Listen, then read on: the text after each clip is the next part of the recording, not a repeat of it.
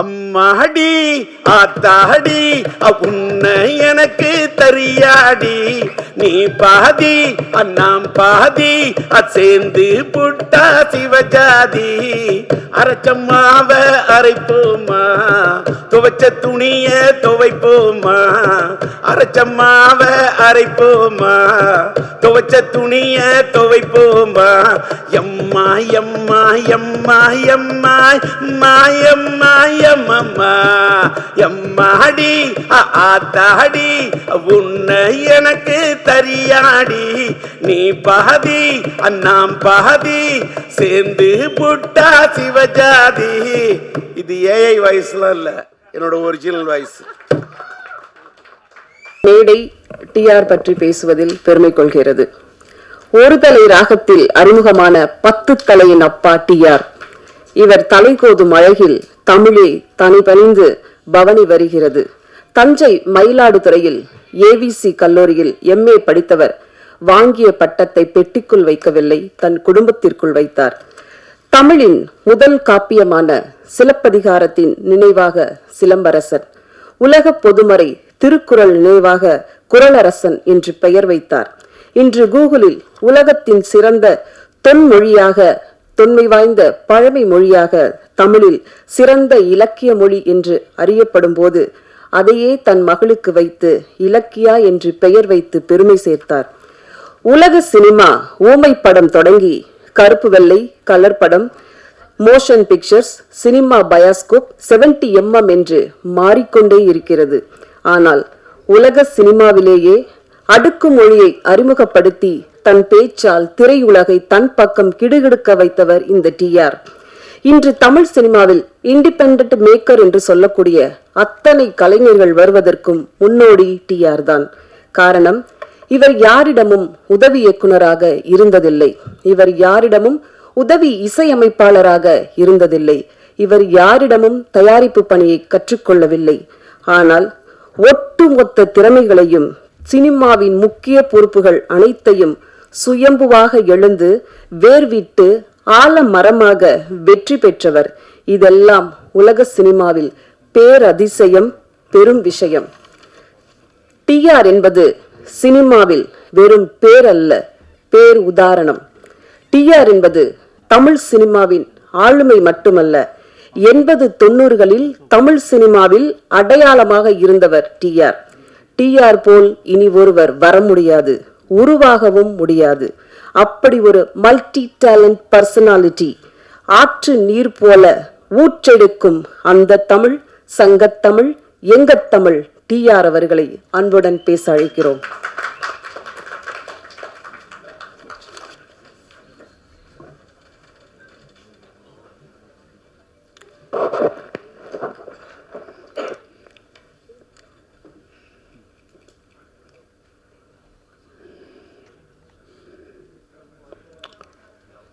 வணக்கம்.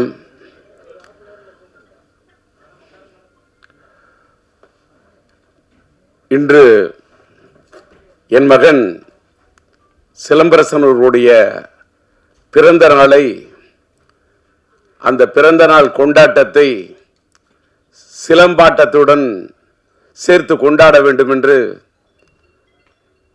கொண்டாடி கொண்டிருக்கக்கூடிய, இன்றைக்கு சிலம்பாட்டம் படத்தின் மறு வெளியீட்டை ரிலீஸ் செய்ய வேண்டும் என்று துடிப்போடு ஒரு எழுச்சியோடு ஈடுபட்டு கொண்டிருக்கக்கூடிய எல்மா பிக்சர்ஸ் எத்திராஜ் அவர்களே, அவருக்கு கரம் கொடுக்க அவரோடு இணைந்து பணியாற்றக்கூடிய இனிய நண்பர், தயாரிப்பாளர், ட்ரீம் வாரியர்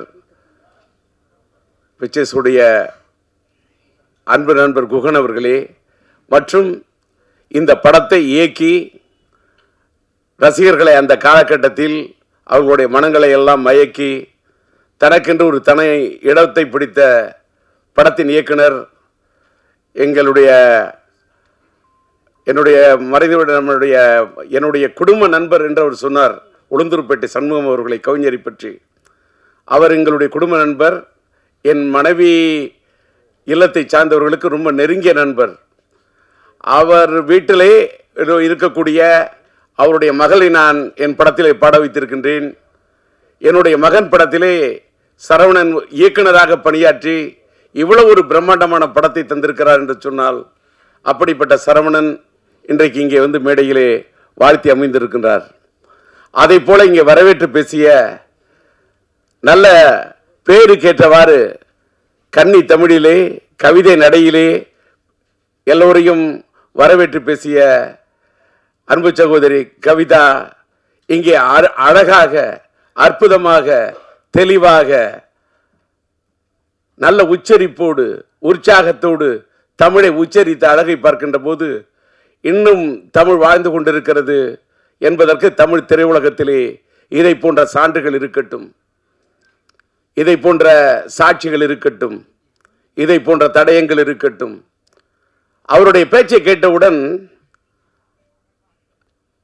இந்த படத்தை பற்றி எந்த இடத்துல எதை பற்றி பேசணுமோ அதை பற்றி தான் பேசணும். அந்த அம்மா வந்து என்ன பார்த்த உடனே, நான் இங்கே வந்திருக்கிறது, நான் ஒரு பார்வையாளராக வந்திருக்கின்றேன். நான் இப்போல்லாம் எந்த மேடைக்கும் அதிகமாக போகிறதில்ல.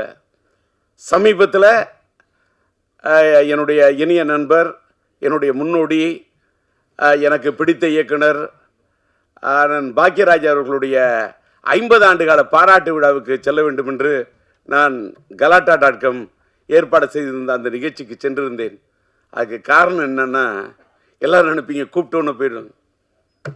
கூப்பிட்ற விதத்தில் கூப்பிட்டாரு, அன்பா கூப்பிட்டாரு, பண்பா கூப்பிட்டாரு, பக்குவமா கூப்பிட்டாரு பாக்யராஜ். அவரே கூப்பிட்டாரு, அதனால் மட்டும் போனேன். அதே மாதிரி இந்த நிகழ்ச்சியில் நான் இங்கே நிற்கிறதுக்கு காரணம், ஒரு விநியோகஸ்தரை மதிக்க வேண்டும்.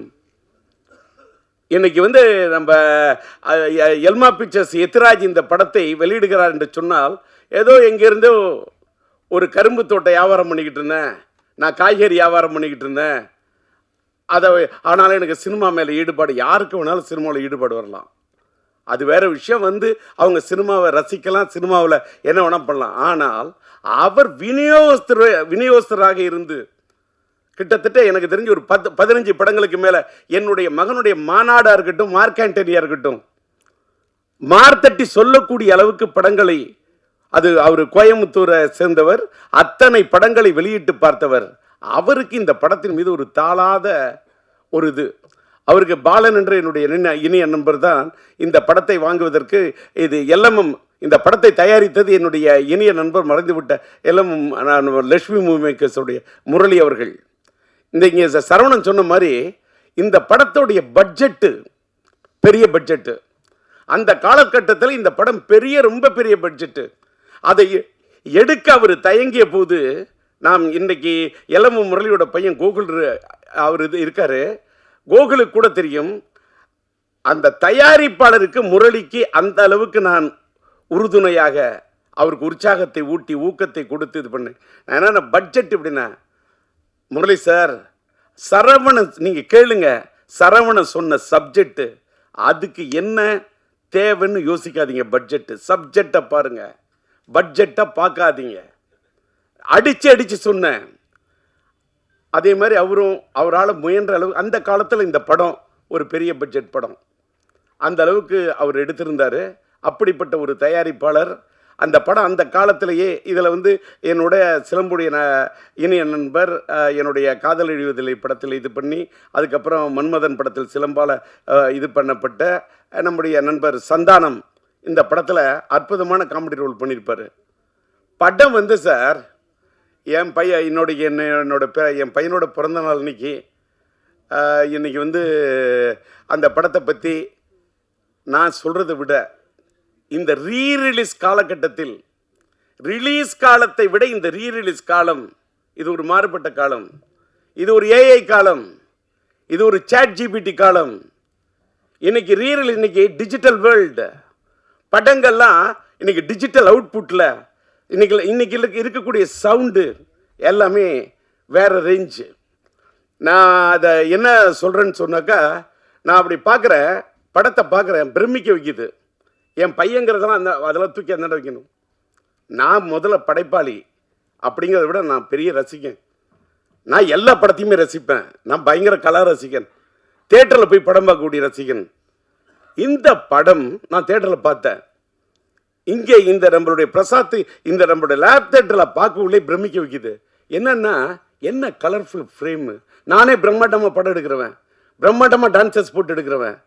அந்த தமிழன் அந்த பாட்டுக்கு தமிழன்னு சொல்லக்கூடிய அந்த பாட்டுக்கு என்ன கலர்ஸு, என்ன டான்சர்ஸு, என்ன கோரியோகிராஃபி, அதில் என்ன ஆர்ட் டைரக்ஷன், அதில் வந்து அவர் ஒவ்வொரு ஃப்ரேமும் அந்த ஃப்ரேம் ஒன்றுத்துலேயும் அது ஜொலிக்குதுன்னா பேசிக்லி அவர் கேமராமேன். அந்த ஒளிப்பதிவாளராக இருந்து தன் உள்ளத்தில் பதிவு செய்த விஷயத்தெல்லாம் படத்தில் எடுத்திருக்காரு. என்னடா இதுன்னா, ஒரு படத்தை பற்றி பேச வந்தால் அதை பற்றி பேசணும், அதோட இயக்குனரை பற்றி பேசணும், அந்த படத்தை இன்னைக்கு பெரும் முயற்சி எடுத்து ரிலீஸ் பண்ணக்கூடிய எத்திராஜை பற்றி பேசணும். அதுக்கு வந்து இந்த படத்துக்கு உறுதுணையாக இருந்து கரம் கொடுத்துருக்கு.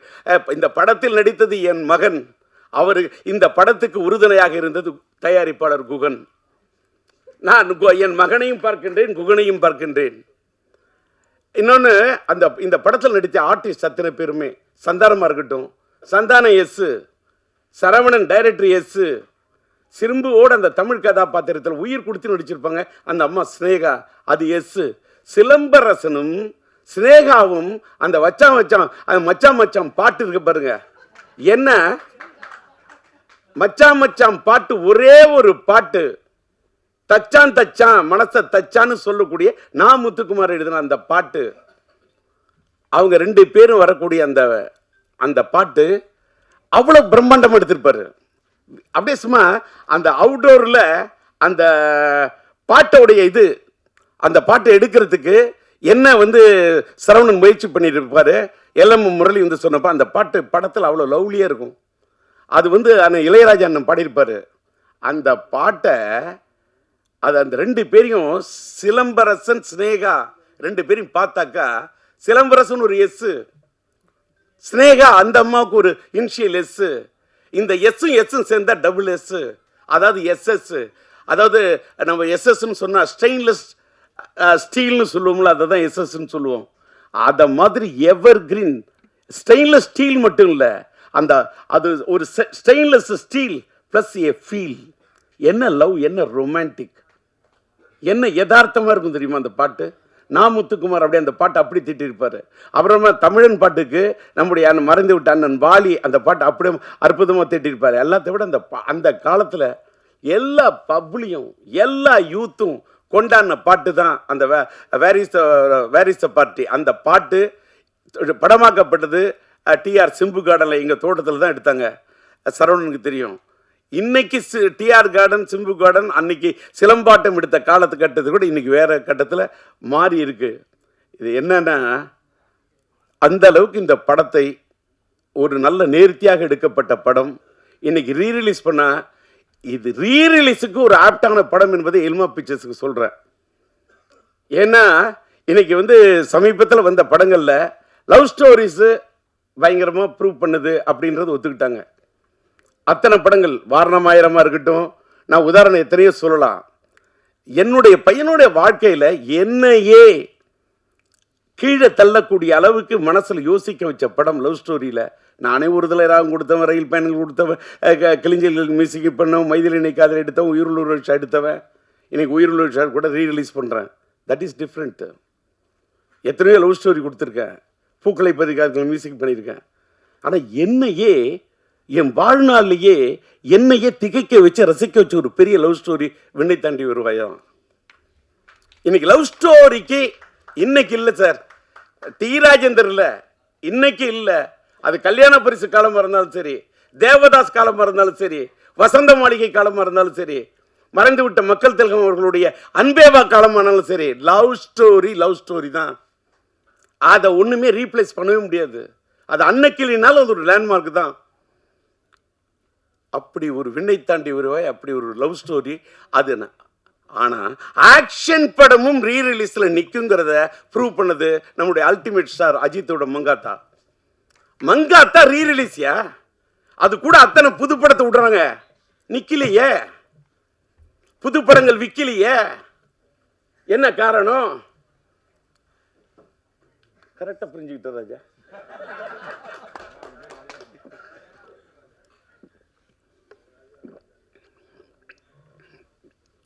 பையனோட பிறந்த நாள், உணர்ச்சி வசப்படாமல் இருக்கணும், தன்மையாக பேசணும், மென்மையாக பேசணும் அப்படின்னு மென்டலாக என்னை ப்ரிப்பேர் பண்ணிட்டு வந்தேன். அந்த எதுக்கு சொல்கிறேன்னா, உணர்ச்சி ஏன் வசப்படுறேன்னு சொல்லிட்டாக்கா, அன்னைக்கு சாதிச்ச அந்த சாதனையை இன்னைக்கு சாதிக்கிறதுக்கு முயற்சி பண்ணுங்கிறதுக்காக தான் ரீரிலீஸ்லாம். பாருங்க, ஒரு தடவை ஒன்றும் இல்லை, அங்கே இந்த பேனரோட சைஸு சின்ன அடிச்சிருக்காரு, 10:25. அவர் தான் இந்த ஃப்ரேமிங் தூக்கி நிற்கிற. அதாவது பார்த்தா கிட்ட போய் அந்த ஒரு ஃபோட்டோவை பார்த்தா அப்படியே என் பையன்தான். அந்த என்ன என்ன என்ன அந்த என்ன கலர் சேச்சுரே, என்ன பியூட்டிஃபுல்லாக, என்ன பிக்சல் ரேட்டு, அப்படியே நேரில் பார்க்குறது மாதிரி ஒரு கலைஞன். அந்த பிரிண்டிங் கூட, அந்த ஸ்டில் ஃபோட்டோகிராஃபி யார் எடுத்திருப்பான், அதை எப்படி பிரிண்ட் பண்ணியிருப்பாங்க, இதெல்லாம் நான் ரசிக்கிறேன். நான் கலா ரசிகன்.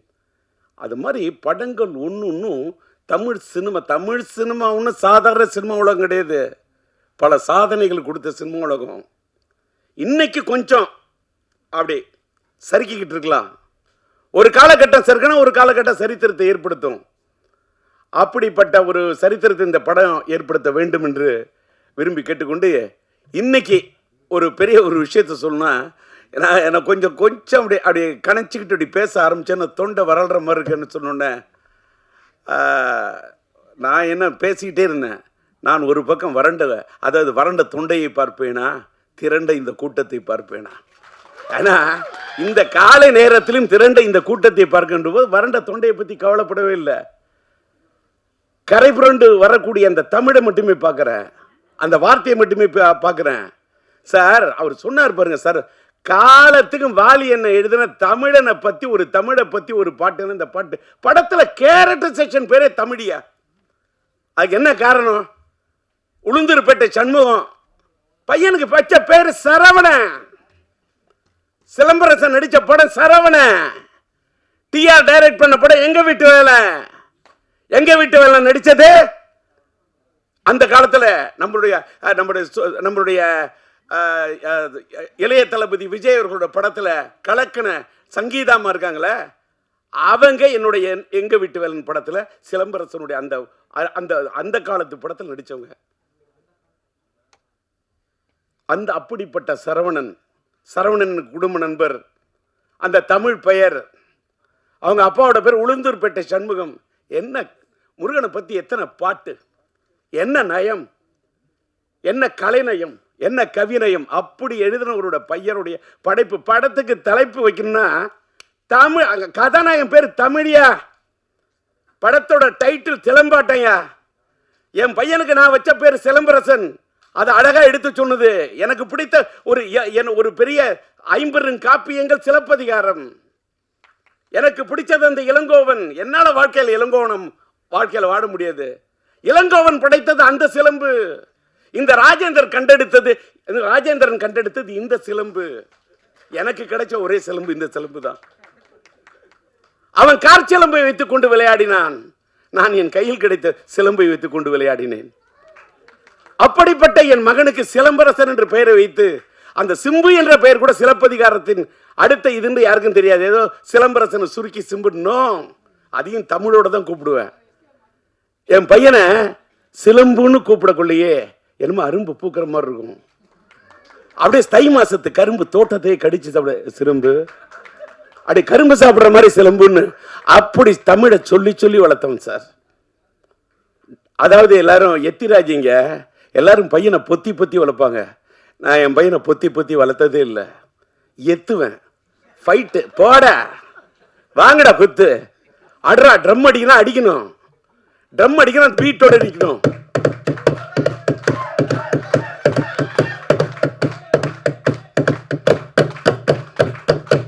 கை தட்டினா வலிக்க கூடாது. இப்பவும் அடிப்பேன். இப்பவும் ட்ரம் அடிப்பேன்னா, ஏன் அடிக்கிற? ட்ரம்மு தான் அடிப்பேன், தம் அடிக்க மாட்டேன். தம் அடிக்காம இருந்ததுனால தான் தம் பிடிச்சி நின்று பேசுறேன். வெளியில சில யூடியூப்ல டிஆரால அவர் பேச முடியாது, அவருக்கு முடியல, அதெல்லாம் சும்மா பேசுறேன்ல. இப்பவும் பேசுறேன்ல. அன்னைக்கு பார்த்திபன் சொன்னார் கலாட்டா.comல, சில பேர் பேசுனா மைக்கை பார்த்தா பயம் வரும், ஆனால் டிஆரை பார்த்தா மைக்குக்கே பயம் வரும்னாரு. டிஆரை பார்த்தா மைக்குக்கு பயம் இல்லை, டிஆரை பார்த்தா மைக்குக்கே ஒரு மயக்கம். மைக்குனா எனக்கு பிடிக்கும், மைக்குக்கு என்ன பிடிக்கும். இப்போ தெரிஞ்சுங்க, ஒரு பொண்ணை உயிருக்கு உயிரை நீ நேசிச்சாதான் அந்த பொண்ணு உங்களை நேசிப்பா. அதான் காதல். லவ் என்பது கண்ணாடி மாதிரி. கண்ணாடியில் நீ ஒன்றை பார்க்குற மாதிரி ஒரு பொண்ணை பார்க்கணும். கண்ணை பார்த்தா வருவது மட்டும் காதல் அல்ல, உன்னை மாதிரி ஒரு பெண்ணை பார்த்தா தான் காதல். என்ன இந்த வயசுல இந்த ஆள் காதலை பத்தி பேசுறான். அதனாலதான் உயிரில் ஒரு விஷயம் இந்த மாசமே வேலண்டைன்ஸ் டே காதலர் தினத்தை ஒட்டி வருது. ரீரிலீஸ்க்கு ரெடி ஆயிட்டேன். ஆக்சுவலா பாத்தீங்கன்னா இப்பதான் மேட்ருக்கே வரேன். இன்னைக்கு இந்த இடத்துல என்னுடைய படம் உயிருள்ள ஒரு விஷயம் படத்துக்கு நான் டிஆர் டிஜி மியூசிக் என்ற ஒரு மியூசிக் கம்பெனியை ஆரம்பிச்சு அதில் உயிருள்ள ஒரு விஷயம் படத்துடைய ஆடியோ ரிலீஸ் பண்ணணும்னு நான் பிரசாத்தில் இந்த தேட்டர் லேப் தேட்டரை பிரசாத்தில் நம்ம ஜோதி தான் என்னுடைய நண்பர், அவர்கிட்ட சொல்லி புக் பண்ணி வச்சிருந்தேன். ஆனால் எத்திராஜ் சார் அவர்களும் நம்முடைய ரியாஸ்டர் பணியாற்ற என்னுடைய நண்பன் பிஆர்ஓ நம்முடைய ராஜாவும் நாங்கள் வேற ஒரு இடத்துல இந்த ஃபங்க்ஷன் முயற்சி பண்ணுறோம், ஆனால் ஒரு சூழ்நிலை இல்லை, எங்களுக்கு பிரசாத்தில் தான் வைக்கிற மாதிரி இருக்கும், அந்த காலை நேரத்தை நீங்கள் புக் பண்ணி வச்சுருக்கீங்களா, நீங்கள் விட்டு தரணும் அப்படின்னு கேட்டார். அது மட்டுமல்ல, எத்திராஜை வச்சுக்கிட்டே சொல்கிறேன், இதே 6ஆம் தேதி உயிருள்ள விஷயம் ரீரிலீஸ் பண்ணோம். எனக்கு பிப்ரவரி மாதம் 4ஆம் தேதி மைதிலினை கதை ரிலீஸ் பண்ணேன். பிப்ரவரி மாதம் 5ஆம் தேதி என் தங்கிகள் ரிலீஸ் பண்ணேன். 214 நான் பண்ண படங்கள்லாம் பிப்ரவரியில் நிறைய ஹிட்டு கொடுத்துருக்கேன். பிப்ரவரி மாதம் எனக்கு பிடிச்ச ஒரு மாதம். அது ஒரு வேளை எனக்கு பிடிச்ச மாதம் நான் காதலர் தினம் வரக்கூடிய மாதமோ என்னமோ, அதனாலயா அதே மாதிரி பிப்ரவரி மாதம் தான் என் மனைவி பிறந்த நாள். என் மனைவி பிறந்த நாள் இந்த மாதத்தை பிடிக்குமா, இல்லை காதலர் தினம் வர்றதுனால எனக்கு பிடிக்குமா, இல்லை என் மனைவி மேலே இருக்கக்கூடிய காதல் உயிருள்ள ஒரு விஷயம், உயிருள்ள ஒரு விஷயம், இந்த காதல் இருக்கிறனால இந்த மாதம் பிடிக்குமா. இந்த மாதத்தில் இந்த அதுவும் பிப்ரவரி 6 எனக்கு இந்த பிடிச்ச தேதி. நானே டிஆர், எனக்கு பிடிச்சது 6. அதனால் 6ஆம் தேதி படத்தை ரிலீஸ் பண்ணலான்னு பிளான் பண்ணேன். எத்திராஜ் வந்தார். எங்களுக்கு ஆட்டு தேதி இந்த 6 மாதிரி இருக்குது. இந்த பாலன்னு ஒருத்தர் நண்பர், அவர் அழைச்சிட்டு வந்துட்டார். இந்த 6ஆம் தேதி நீங்கள் விட்டு கொடுக்கணுன்னாங்க. சரின்னு 6ஆம் தேதி பட ரிலீஸுக்கு தேதியை விட்டு கொடுத்தேன். நான் கொஞ்சம் தள்ளி வரேன்னு சொன்னேன். அங்கேருந்து இந்த ராஜா வந்து உங்களுடைய ஆடியோ ரிலீஸை கொஞ்சம் நீங்கள் தள்ளி வச்சுக்கிட்டிங்கன்னா இந்த பிரசாத் தேட்டரை நாங்கள் புக் பண்ணிவிட்டு நாங்கள் எடுப்போம்னு இதை தள்ளி வைக்க சொல்லி ராஜா கேட்டார். ஒரு பக்கம் ராஜா, ஒரு பக்கம் எத்திராஜ். எத்திராஜ் பேரில் பார்த்தாலும் ஒரு ராஜா, இந்த பிஆரோட பேரை பார்த்தாலும் ராஜா. ஒருதலை ராகத்தில் கதாநாயகன் பேர் ராஜா, அது மட்டும் இல்லை என் பேரே உண்மையிலே ராஜா. இந்த பக்கம் ஒரு ராஜா, இந்த பக்கம் ஒரு ராஜா. சரி நீங்களே விழாவை நடத்துங்கன்னு தூவிட்டேன் ரோஜா. இதை ஏன்னு கேட்டால் அதுக்கு தகுந்த மாதிரி நான் இன்னைக்கு ஒரு டிஆர் டிஜி மியூசிக்னு ஒன்று ஆரம்பிக்கிறோமே. என் பையனோட பிறந்த நாளில் அதை பிறக்க வைப்போம். ஒரு மியூசிக் கம்பெனி. இன்றைக்கி மியூசிக் கம்பெனியில் பெரிய ஏகப்பட்ட பிரச்சனை, அதெல்லாம் பேசுனா தலைப்பு மாறிடும், அதை மறுபடியும் தனியாக பேசுகிறேன். இன்றைக்கி வந்த இடத்துல வந்தது மட்டும் பேசணும், கண்டதையும் பேசுனா அது முறை இல்லை. அதனால கொடுத்துட்டேன். இந்த தேதியும் விட்டு கொடுத்தேன், இந்த இடத்தையும் விட்டு கொடுத்தேன். சார் எனக்காக என்னையும் கொடுத்தேன். என்னை கொடுத்து தானே சார் என் பையனே வந்தான்.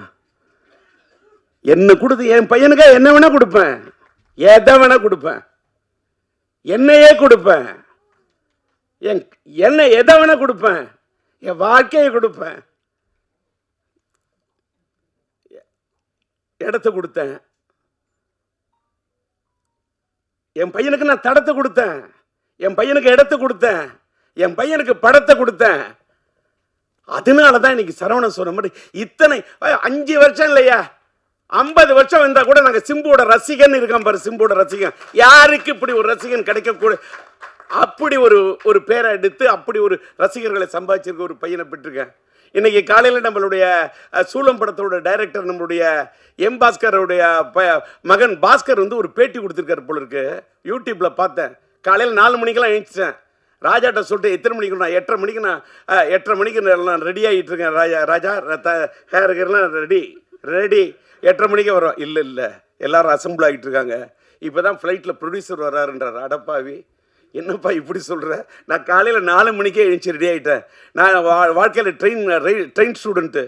ரயில் பயணங்களில் போய் காலையில் 6:40க்கெலாம் ட்ரெயினை பிடிக்கணும். 4 மணிக்கு எழுந்திருக்கிறாள்.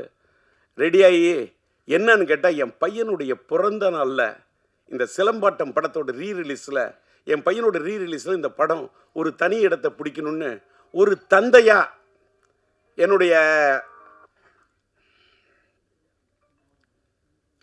என்னுடைய ஆர்வம்.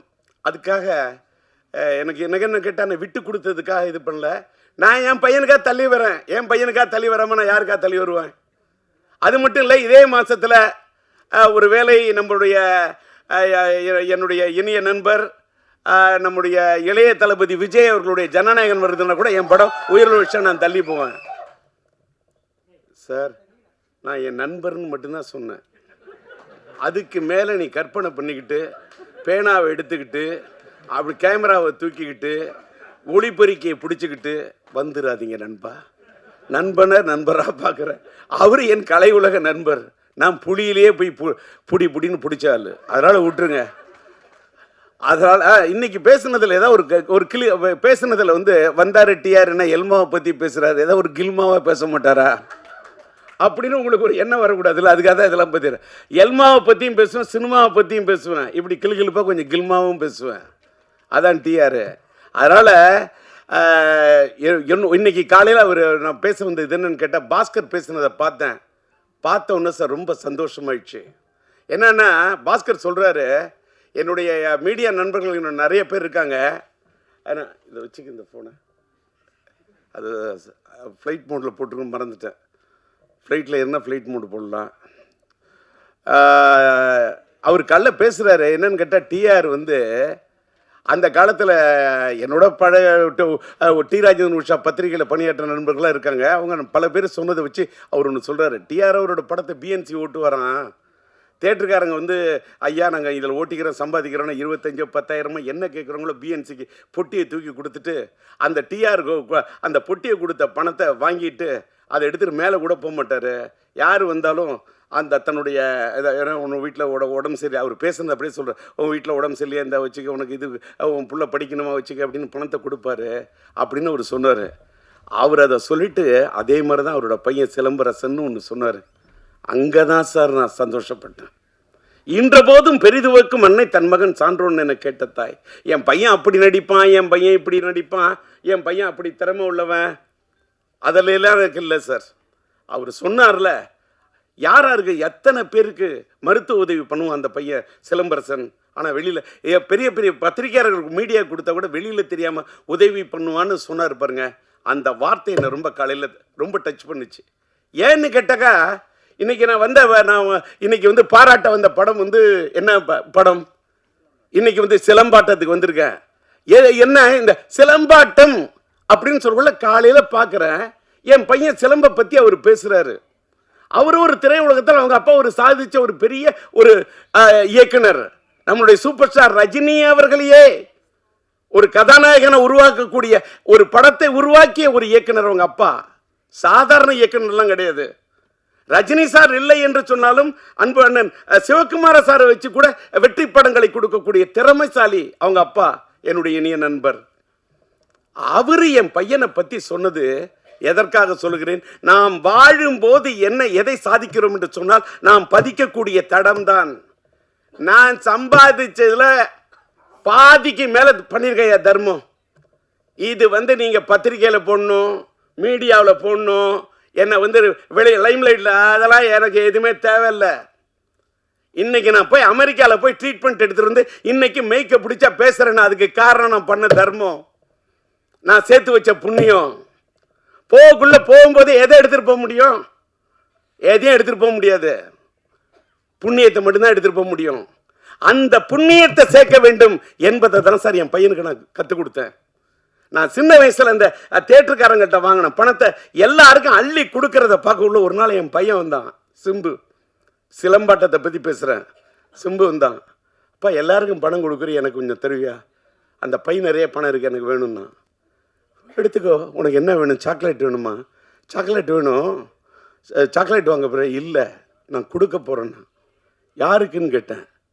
நீங்கள் எல்லாருக்கும் கொடுத்தீங்களே அது மாதிரி நான் கொடுக்கணும்னா அந்த பணத்தை நான் உடனே உள்ளே போய் உட்காந்துட்டு சரி நீ கொடுப்பான்னு சொல்லிட்டு போயிட்டு அந்த கதவை திறந்து வச்சுட்டு பார்க்குறேன் சார். இது வந்து கற்பனை அல்ல சார். ஒவ்வொருத்தரும் தான் வச்சுக்க பணம் என்றது கூட இல்லை, அப்படியே அந்த கட்டாக இருக்கிற பணத்தை எடுத்து எடுத்து கொடுத்துக்கிட்டே இருக்கான். அப்படியே கண்ணு அப்படியே தாராதாரியாக ஒடிஞ்சிச்சு சார். ஐஎம் லிட்டில் ஸ்டார் ஆவேன் நான் சூப்பர் ஸ்டார் பாட்டில் இருப்பேன். என் தந்தை போல நானும் பேரெடுப்பேன், எல்லோரின் மனதிலும் இதயத்திலும் இடம் பிடிப்பேன்னு சொன்னேன். வள்ளலாய் வாழ்வேன்னு வாரி வாரி கொடுப்பேன், வள்ளலாய் வாழ்வேன்னு அவனுக்கு ஷார்ட் வச்சு எடுத்திருப்பேன். அப்படி ஒரு பையனா என் பையன் இருக்கிறான்னு சொன்னால் என் பையனுக்கு நான் சொல்லி கொடுத்தேன் சார், வளர்த்தேன். எப்படின்னு கேட்டாக்கா சில விஷயத்தை பார்த்தா கல்வி தந்தை நீ யாரை மாதிரி இருக்கணும் அப்படின்னு ஒன்றுன்னா சொல்லுவேன். நீ கல்வி கொடுத்த அந்த எளிமையின் சின்னம் என்று சொன்னார். நீ கல்வி தந்தை, கல்வி அள்ளி கொடுத்த நம்முடைய யார மாதிரி இருக்கணும், நீ இருக்க வேண்டும் காமராஜர் ஆட்டம். அதை போல கன்னி தமிழ் என்று சொன்னால் அந்த எழுதுகோலை பிடித்தால் நீ இருக்க வேண்டும் கலைஞராட்டம். அதை போல அள்ளி குடிப்பதிலே நீ இருக்க வேண்டும் மக்கள் திலகம் எம்ஜிஆர் ஆட்டம். அடுத்தவர்களுக்கு உதவி செய்வதில் நீ இருக்க வேண்டும் நம்முடைய கேப்டன் ஆட்டம். அதை போல நீ ஸ்டைல் என்று சொன்னால் அந்த நடிப்பில் இருக்க வேண்டும் சூப்பர் ஸ்டார் ரஜினி ஆட்டம். கலையான நடிப்பு என்றால் நீ இருக்க வேண்டும் நம்முடைய கமலாட்டம். அதை போல அசால்ட்டா அலட்டிக் கொள்ளாத ஒரு மனிதராக இருக்க வேண்டும் என்று சொன்னால் நீ இருக்க வேண்டும் அஜித் ஆட்டம். அதை போல தளராத முயற்சியோடு இருக்க வேண்டும் என்று சொன்னால் நீ இருக்க வேண்டும் இளைய தளபதி விஜய் ஆட்டம். அதை போல நீ வாழ்க்கையிலே அள்ளி கொடுப்பதில் இருக்க வேண்டும் கர்ணனாட்டம். நீ வாழ வேண்டும் வள்ளலாட்டம், நீ வாழ வேண்டும் வள்ளலாராட்டம் என்று இப்படி என் பகையனுக்கு சொல்லிக் கொடுத்தேன் பல ஆட்டம். ஊரிலே நான் பார்த்ததுண்டு பல ஆட்டம், மானாட்டம், மயிலாட்டம், குயிலாட்டம், கரகாட்டம், சிலம்பாட்டம் என்று பார்த்ததுண்டு பல ஆட்டம். என்னாலும் ஆட முடியும் பல ஆட்டம். ஆனால் என்னால் ஆட முடியுமா என் மகன் சிலம்பாட்டம்? முடியாது.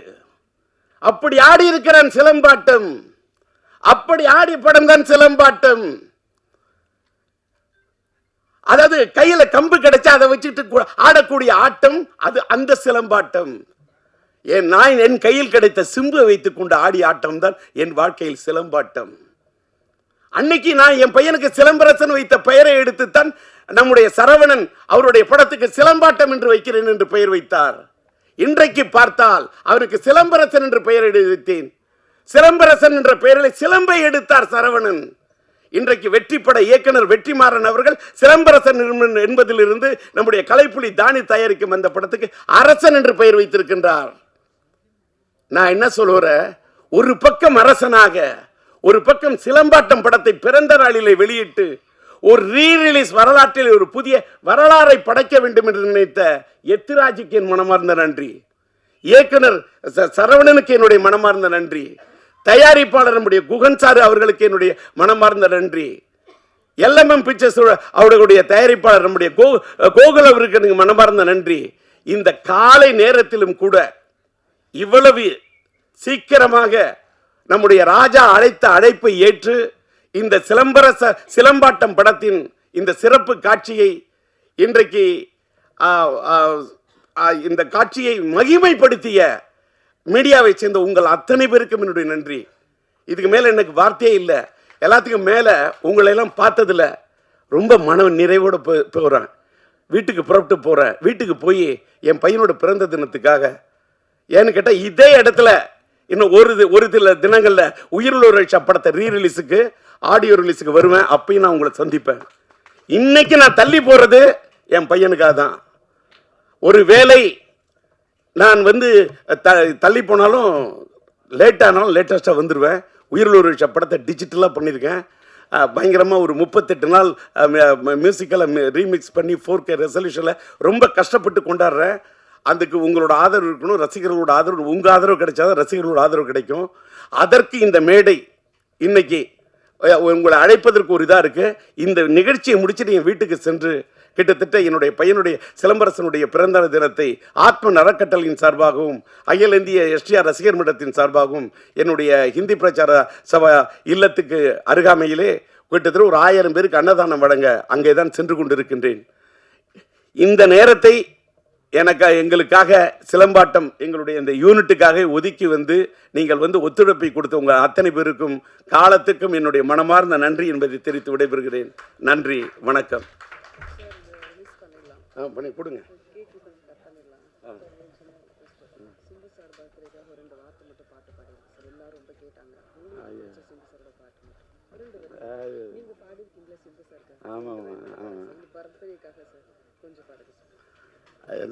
பர்த்டேக்கா நான் வந்து என்னங்க நான் பாடுறதுக்கு வந்தேன்னா பேசுறதுக்கு வந்தேண்ணா இதெல்லாம் அப்படிலாம் என்ன இது இந்த அதாவது இந்த டிஆர்பி ரேட்டை எடுத்துறது டிவிலெல்லாம் சொல்லுவாங்க டிஆர் வந்துட்டார் அதை பண்ணணும். அதெல்லாம் இன்றைக்கெல்லாம் போய் என் பையன் நல்லா இருக்கணும் அப்படின்னு வாழ்த்தக்கூடிய இந்த மக்கள்லாம் வாழணுங்க. அவ்வளோதான். மறுபடியும் அதுலேயே நிற்கிறம்மா. நீலாம் ஏதாவது கட்சியில் போயின்னா அழகாக ஓட்டு கேட்டு வாங்கிட்டு போடுறது. ரெடி இருக்கு. அம்மாடி ஆத்தாடி உன்னை எனக்கு தெரியாடி, நீ பாதி அண்ணாம் பாதி சேர்ந்து புட்டா சிவஜாதி. அரைச்சம்மாவ அரைப்போமா, துவைச்ச துணிய துவைப்போமா. அரைச்சம்மாவ அரைப்போமா, துவைச்ச துணிய துவைப்போமா. எம்மா எம்மா எம்மா எம்மா மாயம்மா எம்மம்மா எம்மாடி ஆத்தாடி உன்னை எனக்கு தெரியாடி, நீ பாதி அண்ணாம் பாதி சேர்ந்து புட்டா சிவஜாதி. இது ஏஐ வாய்ஸ்ல இல்ல, என்னோட ஒரிஜினல் வாய்ஸ். Thank you sir. ரொம்ப எனர்ஜியா நீங்களும் எனர்ஜியா நாங்களும் எனர்ஜியானோம். சிம்பு சாருக்காக இப்போ ஒரு கேக் கட்டிங். ரசிகர் மன்றத்தினர் வந்திருக்கக்கூடியவங்கள முதல்ல வந்து ஒரு டீசர் ரிலீஸ் பண்ணுற டீசர் லான்ச் பண்ணலாம். ரசிகர் மன்றத்தினர் அப்படியே மேடைக்கு வரவும். மூத்த பத்திரிகையாளர்கள் பிஆர்ஓ திரு டைமண்ட் பாபு அவர்களை மேடைக்கு அழைக்கிறோம். பாலசுந்தரம் அவர்களை மேடைக்கு அழைக்கிறோம். முடிச்சிடலாம்.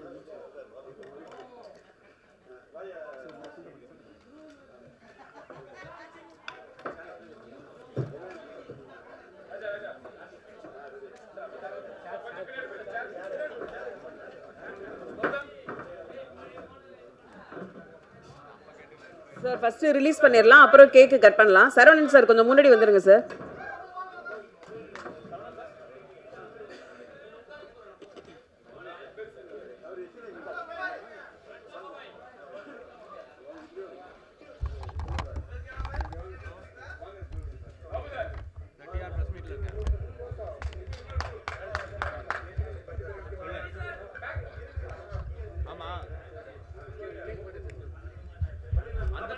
அந்த கார்டு அரி டேபிளில் ஒரு டிஸ்கில் எடுத்து பாருங்க. அந்த கார்டு நான் எடுத்துட்டு வரல.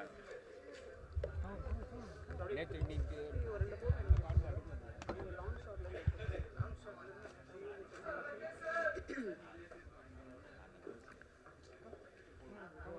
டேபிள் தான் எடுக்கலாம்.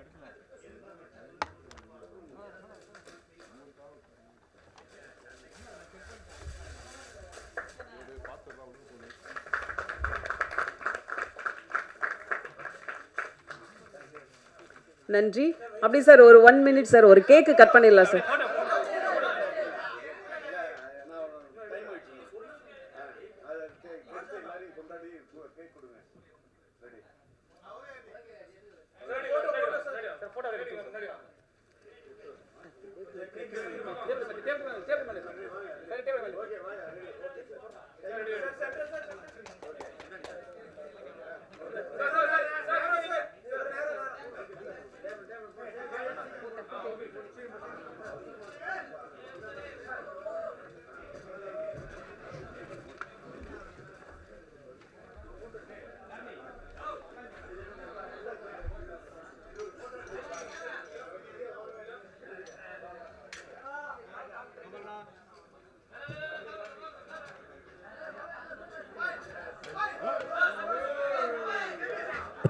மொபைல் ஃபர்ஸ்ட் வீடியோ எடுத்துடலாம். கொஞ்சம் 2 நிமிஷம் உட்காருங்க.